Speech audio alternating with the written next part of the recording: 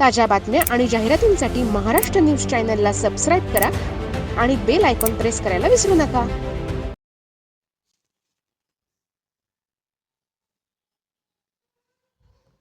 नाशिक येथील आदिवासी विकास विभागाच्या एकात्मिक आदिवासी विकास प्रकल्प येथील कनिष्ठ शिक्षण विस्तार अधिकारी नामदेव बापू भांगरे प्रदीर्घ सेवेनंतर आज सेवानिवृत्त झाले.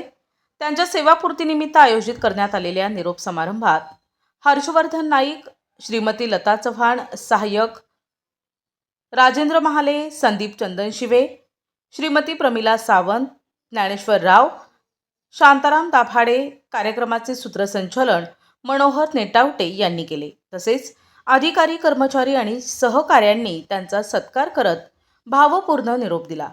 26 डिसेंबर 1987 रोजी शासकीय सेवेत रुजू झालेले नामदेव बापू भांगरे यांनी तब्बल 39 वर्षे 6 महिने आणि 4 दिवस आदिवासी विकास विभागात कार्यरत राहून शिक्षण क्षेत्रात मोलाचे योगदान दिले. आदिवासी विद्यार्थ्यांच्या शैक्षणिक प्रगतीसाठी त्यांनी सातत्याने, प्रामाणिकपणे आणि निष्ठेने काम केले. त्यांच्या सेवेमुळे अनेक शैक्षणिक उपक्रमांना गती मिळाली. सेवापूर्ती सोहळ्यानिमित्त आयोजित कार्यक्रमात भांगरे यांचा शाल, श्रीफळ, पुष्पगुच्छ आणि स्मृतिचिन्ह देऊन गौरव करण्यात आला. यावेळी विभागातील वरिष्ठ अधिकारी, कर्मचारी, मित्रपरिवार आणि हितचिंतक मोठ्या संख्येने उपस्थित होते. अनेकांनी आपल्या मनोगतात भांगरे यांच्या शांत, संयमी, मनमिळावू आणि कर्तव्यदक्ष स्वभावाचा उल्लेख करत त्यांच्या कार्याचा गौरव केला. यावेळी मनोगत व्यक्त करताना नामदेव भांगरे यांनी सेवा काळात साथ देणाऱ्या सर्व अधिकारी, कर्मचारी आणि सहकाऱ्यांचे आभार मानले. सेवेदरम्यान मिळालेल्या सहकार्यामुळेच प्रत्येक जबाबदारी यशस्वीपणे पार पाडता आली, अशी भावना त्यांनी व्यक्त केली. टाळ्यांच्या कडकडाटात आणि भावनिक वातावरणात झालेल्या या सेवापूर्ती सोहळ्यात उपस्थितांनी भांगरे यांना पुढील आयुष्यासाठी उत्तम आरोग्य, आनंद आणि दीर्घायुष्याच्या शुभेच्छा देत भावपूर्ण निरोप दिला.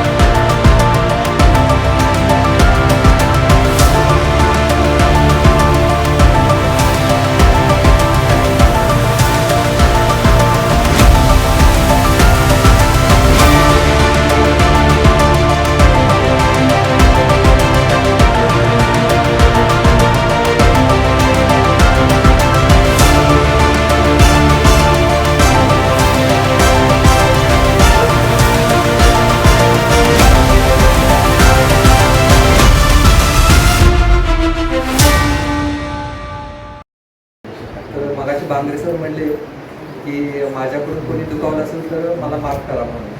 तर मला असं वाटत नाही की तुम्ही 39 वर्षामध्ये कोणाला दुखावलं असेल. तर भांगरे सरांनी माझा परिचय सांगतो. लास्ट इयरमध्ये मी जॉईन झालो नाशिक पीओमध्ये. तर मी सगळ्यात पहिल्यांदा जी व्हिजिट केली असेल तर ती भांगरे सरांच्या बरोबर व्हिजिट केली होती. म्हणजे भांगरे सरांचं नॉलेज इतकं अफाट आणि इतकं ग्राउंड लेवलला आहे. म्हणजे आता लास्ट इयर मागचे 2 महिन्यातच एक दिल्ली हायवेचे काही अधिकारी वर्ग नाशिकच्या व्हिजिटसाठी आले होते. तर ते काही विलेज व्हिजिट करणार होते. मग त्यामध्ये ते 10-12 विलेज व्हिजिट करणार होते. तर मला प्रश्न पडला की यांना व्हिजिट करायची कशी. तर मग फक्त मला ते एकच 39 वर्ष सर्व्हिस झालेली होती आणि सगळ्यांच्या तोंडात एकच शब्द होता आहे भांगरे सर. तर भांगरे सरांना मी बोलवलं, भांगरे सर असे अधिकारी वर्ग आहेत.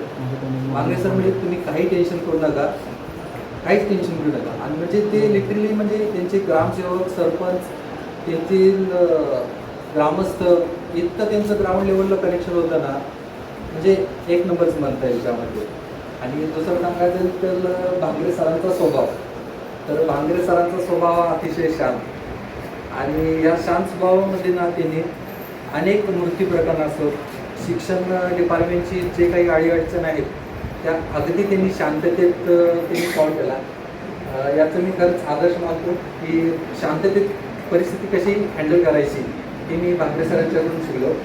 तर भांगरे सर आता 39 वर्षानंतर जरी रिटायरमेंट होत असतील तरी नाशिक प्रकल्प कार्यालय हे कायम आपल्याशी ओपन असणार आहे. तर जेव्हा कधी आम्हाला प्रशासकीय गरज लागेल मग तेवढीच विनंती आहे की तुम्ही ते फोन उचलून प्रशासनात आम्हाला मदत करावी. तर भांगरे सरांना त्यांच्या सेवापूर्तीसाठी, पुढील वाटचालीसाठी व त्यांच्या भविष्यासाठी हार्दिक शुभेच्छा. गेल्या 1 वर्षापासून आम्ही या ठिकाणी जॉईन झालो होतो डिस्ट्रिक्ट अटॅचमेंटमध्ये.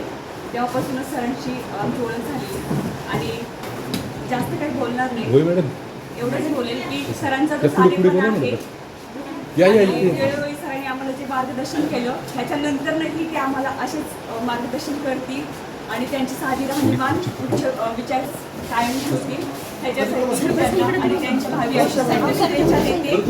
आणि सरां रिटायर होत आहे पण मला वाटत नाही की सर रिटायर होत आहे. कारण गुरुजी असत, गुरुजी हे कधीच रिटायर होत नाही.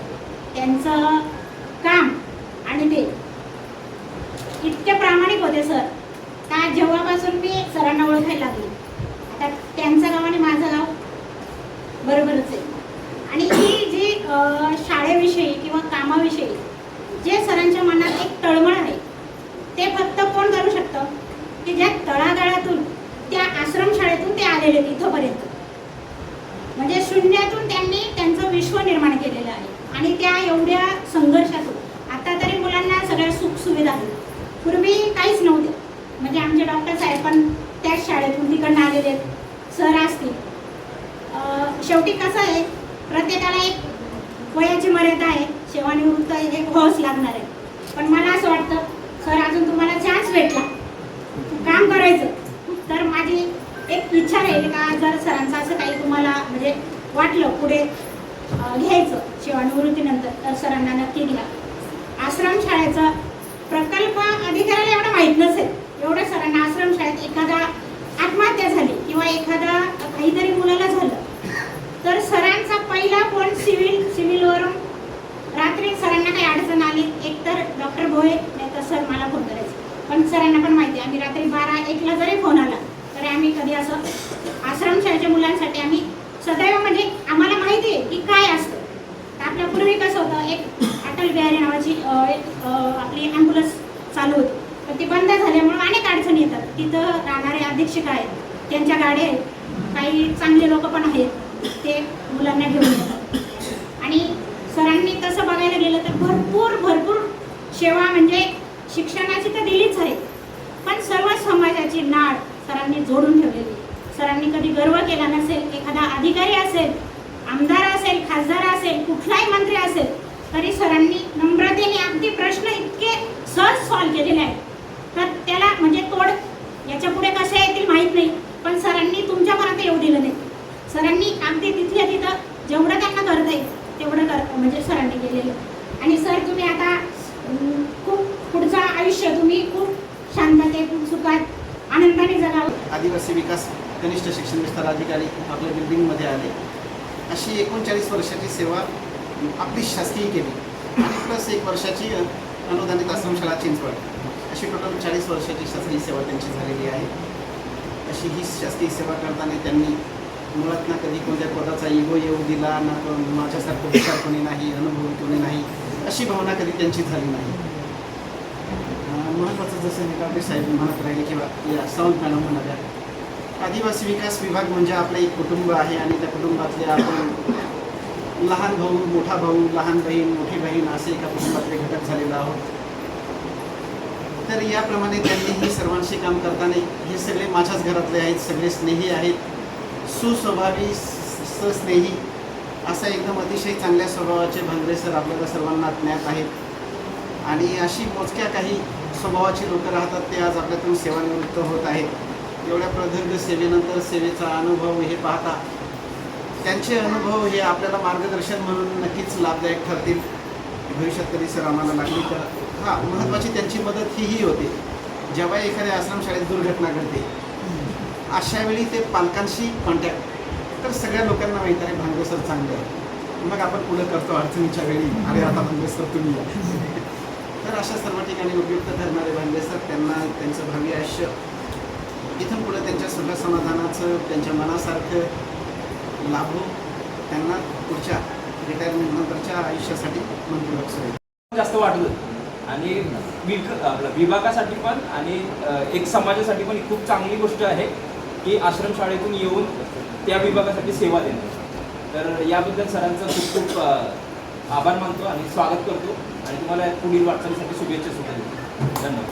तेव्हापासून आमची ओळख आहे. शिक्षक होते, अधीक्षक होते, मुख्याध्यापक होते, तेव्हापासून मी त्यांना ओळखतो. सगळ्यात महत्त्वाची आमचं भेट होती. आमची जेव्हा भेट व्हायची ती अशी सहज कधी भेट झाली नाही. जेव्हा भेट झाली किंवा जेव्हा एकत्र काम करण्याची वेळ आली तेव्हा काहीतरी भानगड आहे अशाच वेळेला भेट झाली. मग त्याच्याबरोबर आता ते शिक्षण विस्तार अधिकारी असताना त्यांच्यासोबत कधी शाळेवरती चौकशीसाठी जावं लागलं म्हणजे काहीतरी भानगड होती, कुठं मोर्चाला जावं लागलं भानगड होती. याच्या आधी हर्सूल, पेठ, दिंडोरी आणि त्र्यंबकेश्वर या तालुक्यांमध्ये मी जेव्हा कलेक्टर ऑफिसला काम करायचो आणि त्यावेळेला मोठे मोर्चे अगदी निघायचे, म्हणजे वन हक्क जमिनीसाठी मोर्चा निघायचा आणि आदिवासी विकास विभागाच्या वतीनं म्हणजे भांगरे सर आल्याशिवाय तो मोर्चाच मिटायचा नाही. भांगरे सर आल्याशिवाय तो मोर्चा मिटणार नाही. म्हणजे लोकांची नाळ त्यांना अगदी माहिती होती प्रत्येकाची आणि प्रत्येकाच्या नाळेवर घाव कसा घालायचा हे त्यांना फार चांगलं माहिती होतं. जिथेही कुठे काही प्रसंग उद्भवले, आता आदिवासी विकास विभाग म्हटलं की मॅडम आपल्याला माहितीच आहे आमचा विभाग काय आहे, काही ना काही कुठं ना कुठं काहीतरी चालूच असतं. म्हणजे कधी तर काही न झालेल्या गोष्टी पण इथपर्यंत येतात.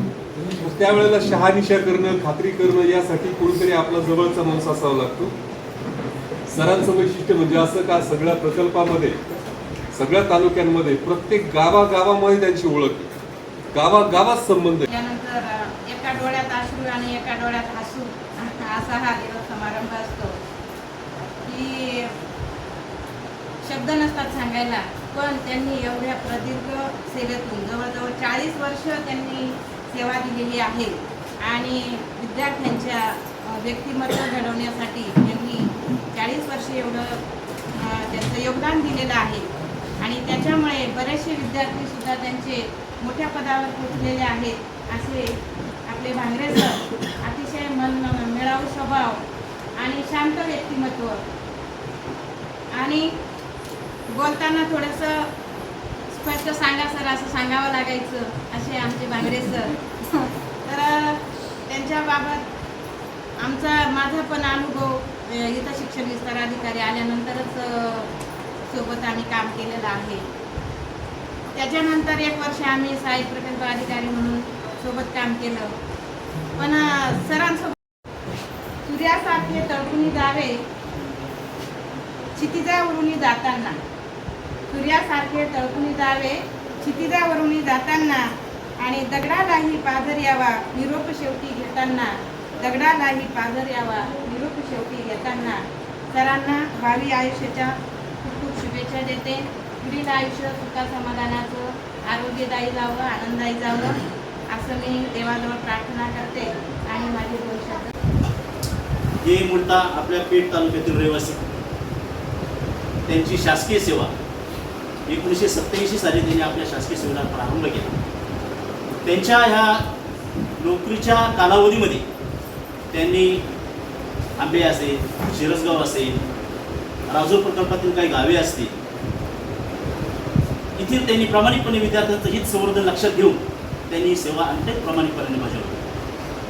कारण त्या ज्यावेळेस आपला 1982 आदिवासी विकास विभाग हा समाजकल्याणातून जेव्हा दृष्टिकोन बाजूला झाला, 23 एप्रिल 1982 आदिवासी विकास विभागाची घोषणा झाली आणि 1994 पासून हा आदिवासी विकास विभाग खरंचचा कार्यरत झाला. त्यावेळेस या ज्या शासकीय आश्रमशाळा होत्या या नुकत्याच स्थिर स्थावर होत होत्या, म्हणजे प्रोजेक्ट चालला होता शासनाचा आणि त्या शाळा समाजकल्याण याच्या. तर त्यामध्ये दुसऱ्या फळीमध्ये भांगरे सर प्राथमिक शिक्षक म्हणून त्या काळात त्यांनी ते ज्ञानदानाचं कार्य केलं आणि ते बिकट परिस्थिती होती. डोंगराळ भाग, आताच्या ज्या आपला सर्वांना जे आवडले आणि ज्या वस्तू सुस्थितीत अशा ज्या बिल्डिंग दिसतात, इमारती दिसतात, या त्या काळात होत्या. पुण्याच्या भिंतीमध्ये राहून पोरांना गोळा करून मंदिराच्या ओट्यामध्ये बसून त्यांनी हा ज्ञानाचा भंडारा अविरतपणे चालू केला. 39 वर्षे 6 महिने आणि 4 दिवस ही सेवा पूर्ण झालेली आहे. आणि हे करत असताना पप्पांनी अनेक आश्रमशाळा बघितल्या असतील. आता आमचे जन्म आहे ठाणापाड्याचा, पण त्याच्या अगोदर शिवशेर आंब्याला होते, त्यानंतर ठाणापाडा आले, ठाणापाड्यानंतर शिरसगाव, शिरपुंजाला गेले 2 वर्ष, त्यानंतर शिरसगाव आले, शिरसगावला 2-4 सांभाळले, अधीक्षक होते, मुख्याध्यापक सुद्धा 4 सांभाळलेले आहेत.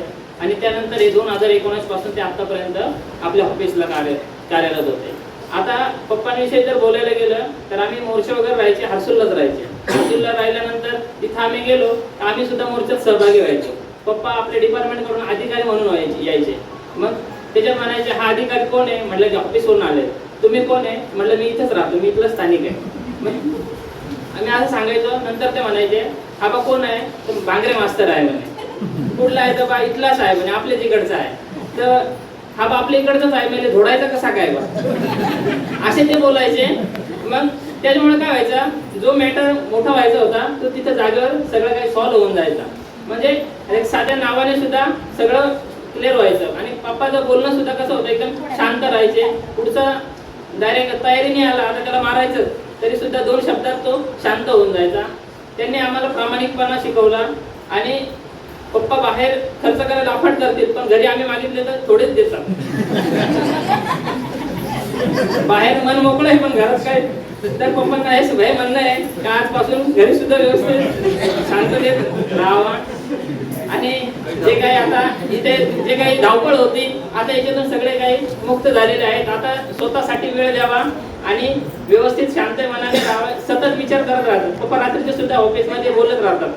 आज हे मीटिंगवर जायचं, मॅडमने हे सांगितलं. उद्याचं नियोजन रात्रभर चालू असतं, झोपतं सुद्धा. त्याच्यामुळे त्यांना आजपासून थोडंसं शांतता मिळावी.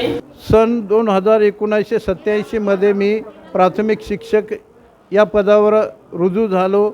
आणि त्यानंतर शिरसगाव, ठाणापाडा, त्यानंतर शिरपुंजे आणि प्रकल्प कार्यालय अशा ठिकाणी ही सेवा पूर्ण केली. सेवा पूर्ण करत असताना विविध स्पर्धा, विविध क्रीडा स्पर्धा आणि याबाबत विद्यार्थ्यांना विद्यार्थ्यांना मदत केली. आणि त्याबरोबरच चांगले विद्यार्थी घडावे या दृष्टिकोनातून, खेळातून, शिक्षणातून या दृष्टिकोनातून विद्यार्थ्यांना मार्गदर्शन करून त्यांना पुढे नेण्यात आले. सन 2020 मध्ये प्रकल्प कार्यालयावर कनिष्ठ विस्ताराधिकारी म्हणून मी या ठिकाणी कार्यरत झालो.